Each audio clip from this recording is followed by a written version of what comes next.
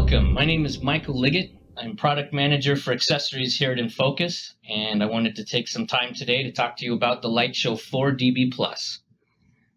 I've broken this up into three different sections here. We'll talk about the LightShow 4 dB+'s features, take a look at some common scenarios that you'll find for a conference room or a classroom setting, as well as the different ways that presenters can take advantage of the LightShow's features. So first off, what is the LightShow 4 dB+? Well, essentially, it is a wireless router with an HDMI and a VGA output. It also has a USB connection that allows for a wireless touch pass-through. We'll take a look at that in a little bit here. And in being a wireless router, there are a lot of different ways that you can configure it. One simple way is in standalone. Essentially, it's the LightShow plugged into a display, and then presenters connect to the wireless network that the LightShow is broadcasting, and then that allows them to connect to the display and present as they wish. Now, if those presenters want any sort of network access, so internet connection or access to network resources like shared folders, then you can set up the LightShow in access point mode, essentially connecting it to a network either wirelessly or via Ethernet. And then that will pass through the internet connection and your network capabilities to the presenters. And then finally, there's an enterprise mode where you can have the LightShow connected to the network directly and then also to the display. And then presenters, instead of going and seeking out the LightShow's wireless network, they can just connect to your standard network. Say this is a corporate environment and you have a wireless access point connected to your general network. You can have people connect to that, and then through your network, they will be able to access the LightShow and present that way.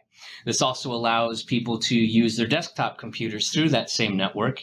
So you could potentially be presenting from the computer that's sitting at your desk, meanwhile you're in a conference room on the other side of the building. Now let's take a look at some of the features on the LightShow. You have a lot of presentation features to work with here. You can, of course, present in full screen, but also there is a quadrant view. There are different conference control and security options. There's wireless touch pass-through, which I touched on a second ago. There's also streaming HD content through a media mode. Essentially what that is through the LightShow Manager software on a Windows PC or an OS X Mac, like a MacBook. You can play some HD content, a movie, some music, and play that without worrying about processing. Normally what would happen if you tried to present from your laptop over a wireless network is you would have to rely on the processing power of your laptop as well as the quality of the wireless connection, and then hope that gives you a good enough quality to be able to see the video or hear the music correctly without any latency. Well, with this, what it does instead is it sends the file temporarily to the LightShow, and then the LightShow does all of the decoding and processing to bring that video or that music to life in HD quality. And there's also a feature called Web Slides, which allows you as a presenter to follow along, or to allow other people to follow along on essentially a screen captured view through a browser. We'll take a look at that a little bit here. So this is what it looks like in quadrant mode. It's pretty simple. You have one presenter showing a document here, someone showing a PowerPoint presentation. Here you've got someone taking a look at something on the internet, and then someone here presenting from a whiteboard session on InFocus' Big Note software.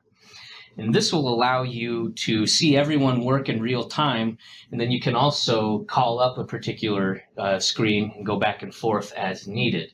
It's a pretty handy feature if you're working on any sort of collaborative session.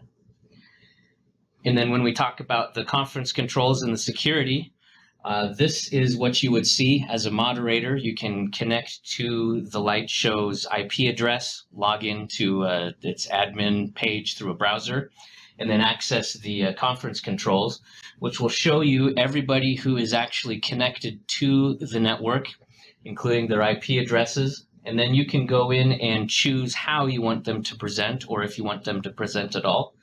So you'd set them to full screen. This guy's in quadrant 1, 2, 3, 4. And then you can also kick them off by hitting the red button as needed. In addition to that, the Light Show also has a security feature where you can choose a login code. It's a 4-digit code that you can pick. You can also have it change at random after each session or disable that altogether. But either way, that ensures that someone will have to be present and participating to be able to access your display. Otherwise, you might run into a situation where someone in another room accidentally connects and starts displaying and ruins your whole presentation. With the login code, there's no need to worry about that. And then with wireless touch pass-through, this is a pretty neat function. If you have a Windows PC, you can connect wirelessly to the Light Show. You run the Light Show Manager software, and then when you have a touch screen connected to the Light Show, such as our J-Touch, you can run the HDMI and the USB A to B to that. And then what will happen once you set up this connection is you'll see your screen, you'll be able to touch on here and manipulate your own PC wirelessly. And so you can have your laptop here, instead of having to move your presentation to some other computer, some other device, you can just have your own environment that you're used to and work with that as you need. And with very little latency on that, it's a pretty snappy feature. Now, what's new in the Light Show 4 DB+, a lot of you might be familiar with the Light Show 4, but notice the name change. A big piece that's new is now there's dual band wireless capability. This allows you to choose your frequency between 2.4 gigahertz and 5 gigahertz, which will allow you to avoid wireless interference.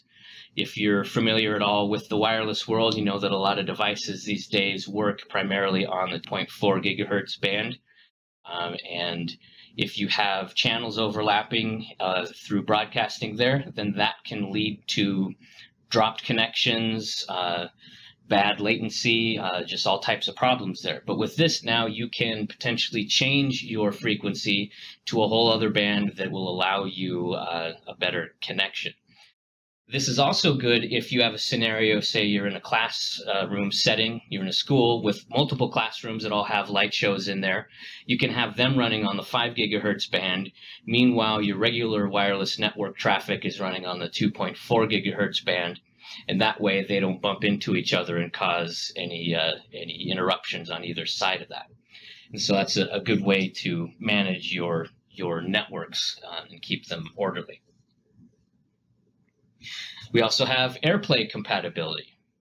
If you have an iOS or OS X device, you can just present in full screen straight from that device. Just use the login code we talked about earlier, and then you'll be able to present without having to load any other software. So that'll just be a quick in and out, and then everything's good. So let's take a look at some common scenarios. Now, these are the types of things that you'll generally see in a conference room or a classroom setting. We'll start with the conference room.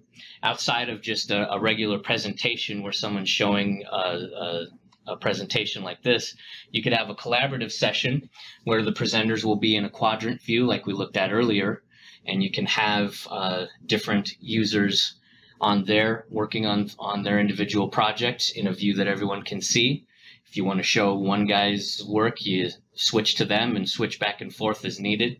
And it keeps the whole session loose and lets you go where inspiration takes you. There are BYOD options for visitors, whether or not they're using a mobile device or a laptop. They can run the MirrorOp app, and that allows them some ways to present. We'll take a look at that in a moment. You can also run the Light Show Manager software from a USB token without having to install the software. And we'll take a look at that as well. And then, of course, like we just talked about, AirPlay for quick presentations. Now, in a classroom scenario, you have a couple different ways that it could go. First, an instructional session. So a teacher is up giving their lesson and doing the presenting while the students follow along and hopefully pay attention. And the teacher would be using either their PC or a mobile device. If they're using a Windows PC and have a touch screen like our J-Touch, then the teacher can be using their PC from here, using their whiteboard, using whatever software they need to use to show their lesson. Then they can have that happen through the touch pass-through. And then they can also run web slides. We talked about that briefly a moment ago. Web slides allows someone to connect to the network and follow along on a screen capture. It's essentially a low frame rate view. It's not the greatest for watching a video, but you can follow along just fine on a presentation. And this is great for students to follow along if they have their own devices. They just need a browser and to connect to the light show. They can follow along easily there. And it's also good in a scenario where the audience might have an obstructed view or a visual impairment that requires them to use a device instead of being able to look at the other side of the room. Then there's also the collaborative learning experience, where a teacher would be a moderator using the conference controls from the browser admin page. They'll see the list of all the devices that are connected, and the teacher chooses who shows what and when. And then again, the students with their different devices have multiple options in how they can present, either through the Mirror App op or the Light Show Manager. So which presenter are you? I've divided this up into 4 categories to show kind of the most common ways that people use the light show. We've got the advanced presenter, quick presenter, the mobile presenter, and just passing through. Now with the advanced presenter, that's generally going to be somebody who's a frequent user, or it might be for a workstation. Say they've got a workstation set up in an auditorium or a conference room that multiple people will come to use to present. They would use a wide range of features such as the media mode, the wireless touch pass-through. If they want audio pass-through from the PC directly to the display, that would be useful. Also, back to the workstation scenario, if there's multiple people using the device, they can set up different profiles and have a customized experience under each profile. And this is something you would want to install the Light Show Manager software for an OS X or a Windows PC. Then we have the quick presenter. This is someone who's an occasional user or maybe a visitor who's just there for the day. They will use a few features, maybe media mode to show a quick video. They'll get into the quadrant view for a collaborative session.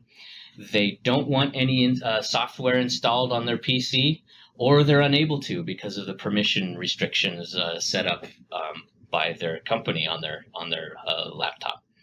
And so in that scenario, they would just run the Light Show Manager program from the USB token that comes with the device. We have a mobile presenter. It's essentially a free-range user, someone who prefers using their mobile iOS or Android device, their iPad, iPhone, a Samsung tablet, what have you. They would run the Mirror app, which will allow them to present content from their device, documents, photos, media, showing mirroring their desktop. It'll also allow you to run a stream from your camera, so you can have an impromptu document camera or get in close on something that the audience can't necessarily see very well. You're also able to annotate over all of that. The Mirror app also connects to cloud services such as OneDrive, Google Drive, Dropbox. And then finally, we have just passing through. This would be maybe a one-time or very rare user. They've got an iPhone or an iPad, and they just simply want to show you something and move on. They would just simply connect with AirPlay, put in the login code as needed. They'd be subject to the conference controls, so a moderator would be able to cut them off or block them if it wasn't appropriate at the time. And best of all, there's no software needed. So I hope that's been informative for you, and from everyone in Focus, thank you.